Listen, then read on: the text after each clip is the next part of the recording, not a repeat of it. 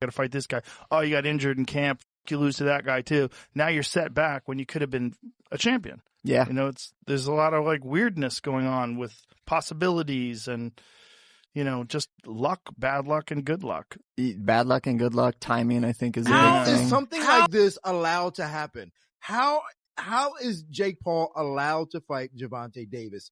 It's completely unfair. It is completely just, I can't say the word that I want to say because I don't want. Rogan has been very vocal in criticizing Jake Paul for agreeing to fight Gervonta Davis despite the massive size difference between them. He explains that weight classes exist in boxing to protect fighters, and when those limits are ignored, it puts people at real risk. According to Rogan, Jake seems more interested in promoting the event and making headlines than respecting fairness in the sport. The main concern is that Jake's much larger size and power could seriously harm Tank Davis, making the fight both unsafe and unnecessary. And then going out there and taking on a guy that is maybe 92 pounds heavier, that is at least 65 pounds heavier than you. That is called one thing. That's called being a bully. One thing. That's called being a bully. It was bad enough when he fought Mike Tyson, a man that was 58 years old, and he was walking around like, I just beat the baddest man on the planet. I just destroyed Mike Tyson and went out there and I beat him, and him and his brother are all celebrating and shit like that. It's like, dude, what are you doing? What don't you understand about this? If you want respect from your peers, if you want everyone on the planet to look at you and take you seriously and give you credit as a boxer, you have to take on challenges that are real. You have to go up against someone that keeps you up at night, against someone that gets you out of bed in the morning to go for a run because the fear of them beating you down is real. Not going up against someone that is so small. If you were to go up to this guy in a bar and try and start a fight with them, people would look at you and say one word, whoa, stop being such a bully. Leave him alone. You are way bigger than this guy. And that's clearly what we have here. It is ridiculous. When you look at the tail of the tape, Gervonta Tank Davis, granted, a very, very skilled boxer, a world champion. He's had some great wins. He's had a tremendous career. He's got 28 knockouts on his record. I'm just looking at the tail of the tape here. 30 years old, Jake Paul, 28. Gervonta Davis is 5'5" tall, whereas Jake Paul is 6'1".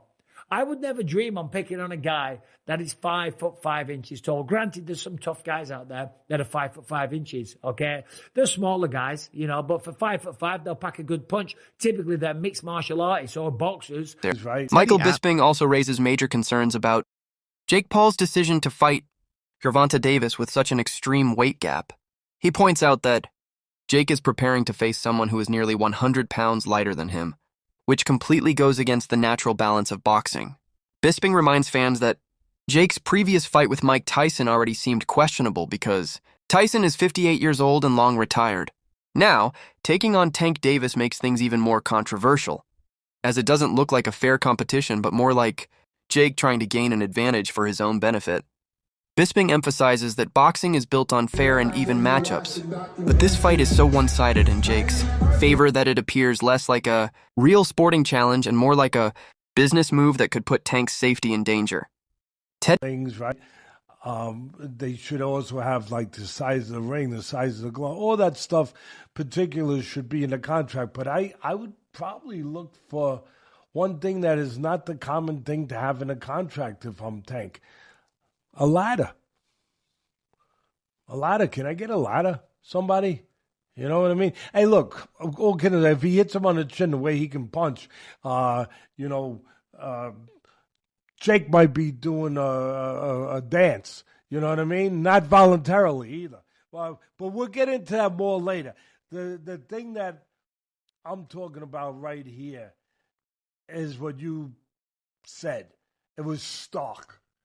The size difference was really, you couldn't ignore it. We understand the talent difference, the experience difference. We understand all of that.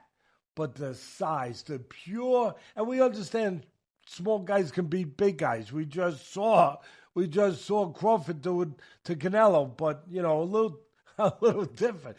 The size difference was, I mean, it was eye-catching, jaw-dropping. And it made me think, and I'm going to ask Richie, our our man here who's doing all the taping, who does such a marvelous job. I'm going to ask him because I know he's an expert in this area.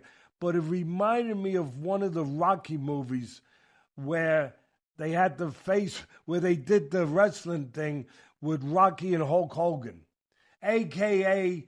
Thunderlips. He was Thunderlips back there. Eddie Atlas reacts to the face-off between Jake Paul and Gervonta Davis, highlighting how massive the size difference truly is. He jokes that Tank is so small compared to Jake that he'd practically need a ladder just to reach Jake's chin. While Atlas understands that differences in skill and fighting style are part of boxing, he insists that this particular size gap is simply too extreme. Tank is physically too undersized to even reach Jake effectively, which makes the entire matchup seem completely mismatched from the very beginning.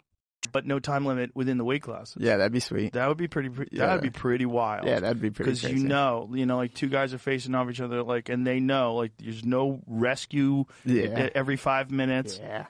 And you go into it knowing you're either getting knocked down or submitted, or you're doing that to the other person. Joe Rogan later adds that Jake Paul's recent actions are more about self-promotion than real competition. He explains that these kinds of fights are set up mainly to attract casual fans and create buzz by matching up fighters who normally would never meet in the ring. According to Rogan, all the betting talk and hype surrounding these events are less about real boxing merit and more about generating attention. He believes Jake has mastered the art of keeping himself in the spotlight, using boxing as a platform to promote his brand, even when the fights don't make much sporting sense.